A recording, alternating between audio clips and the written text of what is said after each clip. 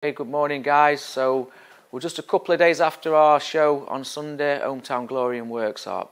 As I said last week on the preview, it was a small show sanctioned by the British Irish Boxing Authority. Included 4 fights and headlined by a WBF world title at middleweight. So on to the shows then guys, on to the fights. First fight was Matt Roper, who was in a late replacement, a 4-round heavyweight contest against Kuldeep Singh. Andy Goy, who we should have boxed, obviously had problems with his medicals, so we had to bring Kuldeep in, who had 6 wins, 4 losses, so not really the fight we wanted, but a cracking little contest. Started off bright, Kuldeep came out fast, landed a couple of good shots on Matt, to be honest. Matt did respond well. I know it got a bit phased in them first 30 seconds, but when he settled down, landed a lovely right hand, dropped to Kuldeep. Kuldeep got up, recovered, but then Matt gave him no chance and finished it early. So a cracking little KO for Matt, and then a good little step up as well, because like I say, experienced opponent. So that was bout 1. Bout 2, the one that everybody was waiting for. 2 fighters from my stable, both managed by me. Conrad more or less trained by me, full air, Razor, not so. Always going to be a KO from the start. Started off a slugfest, a little bit untidy early doors till both fighters settled down. I think that was just natural adrenaline between the two, just catching fire. Second round, Conrad really went to town, landed a lot of big shots, dropped Razor in the corner, probably about 45 seconds into round 2. He got up, Razor got a chance to carry on by Ian John Lewis, but Conrad gave him no chance. Finished the job in style. Second round KO for Conrad, who now goes to 3-0, 3 KO. So he's moving in the right direction. Let's just say that. Big fight coming for Conrad next. News to follow probably next 2 or 3 weeks. So that's a good thing for Conrad. Bout 3. Good fight this. Good fight. Ben Gore coming off his PBC International win against Marty Caves, who trained like a devil for this fight. And it showed. 6 rounds, middleweight. I think for me, Ben started slow. You know, Marty Case, dictated pace, looked better in the early stages. Ben kind of came into it a lot more in rounds 3, 4. So I thought it was pretty even after 4 rounds. I think Ben came alive a little bit, like I say, round 5, but still a close round. Round 6, I thought was Marty's. Very close fight. I mean, I thought personally, if either fighter had won it by 1 round, I'd have fought right. And I thought a draw wouldn't have been far away either. I thought both fighters gave everything and gave basically what they could on the 6-round fight. So a cracking little fight, good contest. Ben getting the win, I think by 2 rounds. Yeah, 2 points, which again, rounds were close, can't really disagree with that. And Ian John Lewis scored it perfectly. But a draw for me wouldn't have been a bad result either. But another good win for Ben. So Ben takes his unbeaten record 1 step further. And then we go on to the headline card. Ellie Coulson, WBF vacant title against bloody hell Cushy. Jesus Christ, this was a fight. Cushy, this was a fight. 10 rounds. Early pace, which is always the case with Ellie, dictated the first 5 rounds at her pace. What she wanted to do, she did.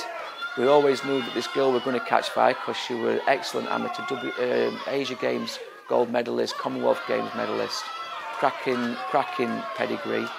Always looking for that dangerous left hook, explosive shot. So I told Ellie from the start to keep an eye on that. It was coming. Round 6, even round. Ellie took the first 5. So then 7, I thought again another very close round. Round 8, bloody hell, that's when it all went mad. So this girl got Ellie in our corner, landed a left hook, straight right. Ellie had to take a knee, bloody big shot. She got up, and fair play to Ellie, because a lot of people wouldn't have thought she would have done that. Got up, took the count well, which is what she should have done. Re-evaluated, got back on track, and got through round 8. But that was a big round for Cushy. That was massive round. So again, that kind of like put 2 rounds what we bagged back, and bearing in mind round 6 I thought may have gone the other way, could have been ours but could have been a level, so that could be 3 to our 5.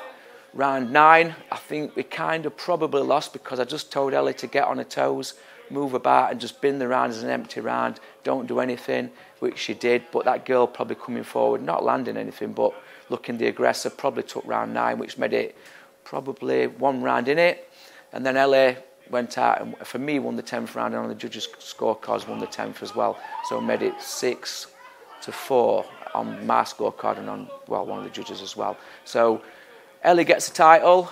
Brilliant scoring by the judges. I think one judge had it even, one had it 6 rounds to 4, and one had it by a point. So like what we've just said, very close fight, a cracking fight.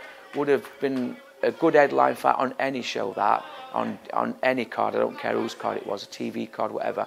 Great fight. So Ellie becomes WBF world title holder at middleweight to take on control of the IBC, and she's also got obviously WBU as well. So Ellie will go on now to WIBA world title against a great opponent, which I'll announce probably next week. Can't announce it yet because contract's not been signed, but as soon as that contract's been signed, you'll see what kind of fight that is. That's a real fight, and that'll be November 18th, which again, Ellie will be on it as probably headline, but we've got Pride Fighter on that same show, which is a middleweight tournament where you'll see Conrad, Luke White will return, Matt Rope will be on it heavyweight, and obviously a bunch of middleweights which will be contesting for Pride Fighter. So hopefully we'll see you there and get behind the team. Thanks, guys. So, Chris, couple questions, because you did really, really brilliant wrap-up about event. But after event, I would like to ask you a couple questions. Yeah. First of all, Ben Gore. What happened? Why he gave up on boxing? That was, for me, that was shocking. A fight, as you said, it was even, so it was not about this fight, I guess. No. But what happened? I really like to watch Ben in the ring. Yeah. So what happened there?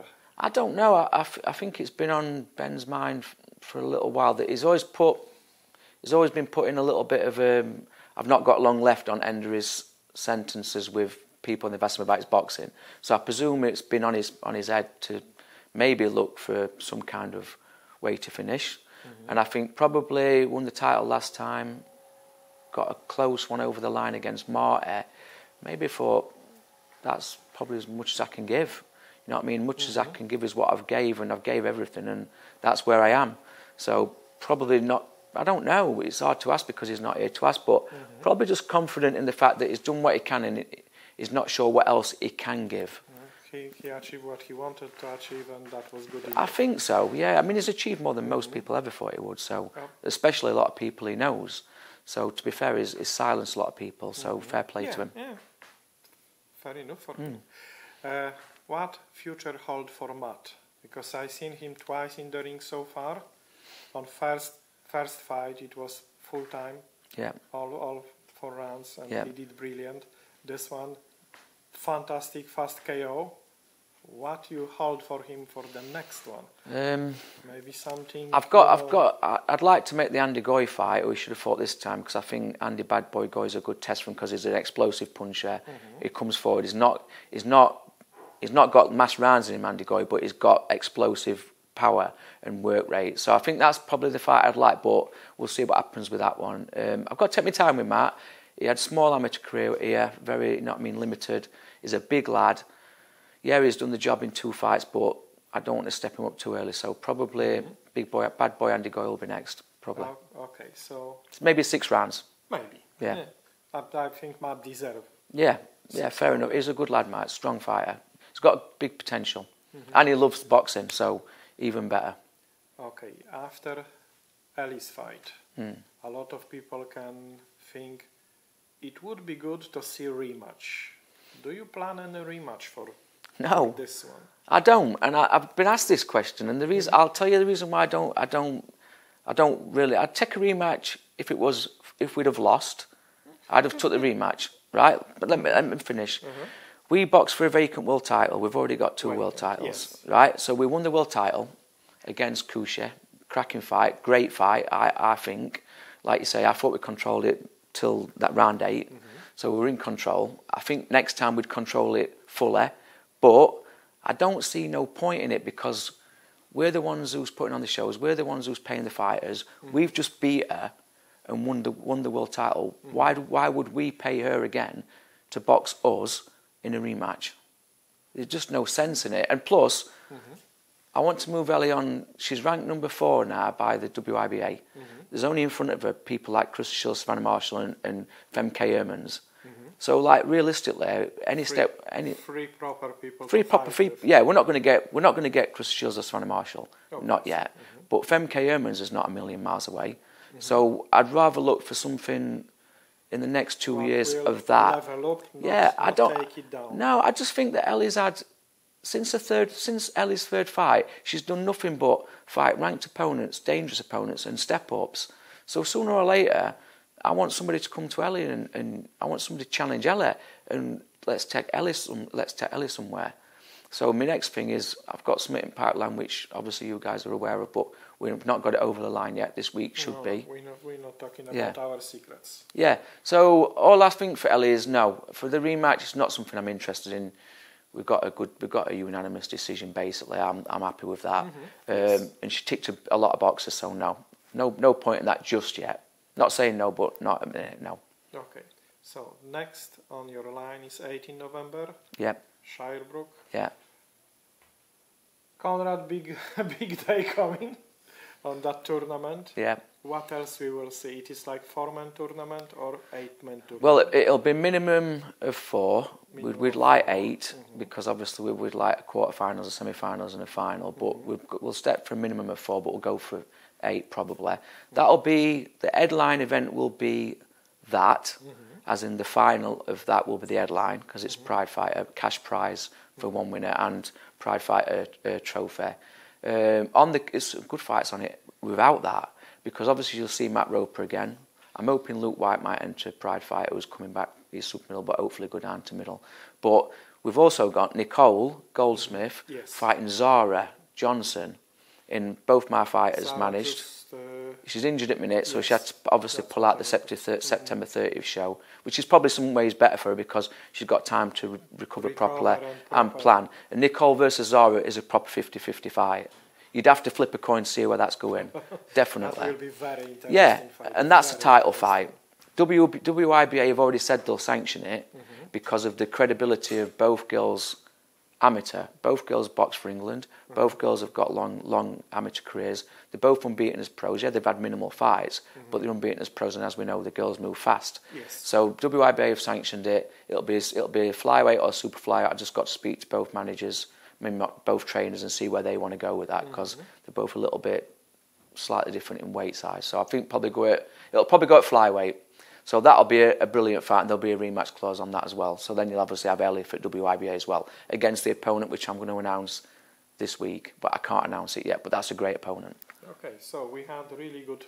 It's a great show. That really good show. Great show. A few days ago, and even better waiting in November. Yeah, I mean, fantastic. Thank you, Mirek. Thank you very much. Thank you. And see you soon. See you soon. I will watch progress of guys and pop up to see you more often. Brilliant. Thanks, Mirek. Thanks for all your help.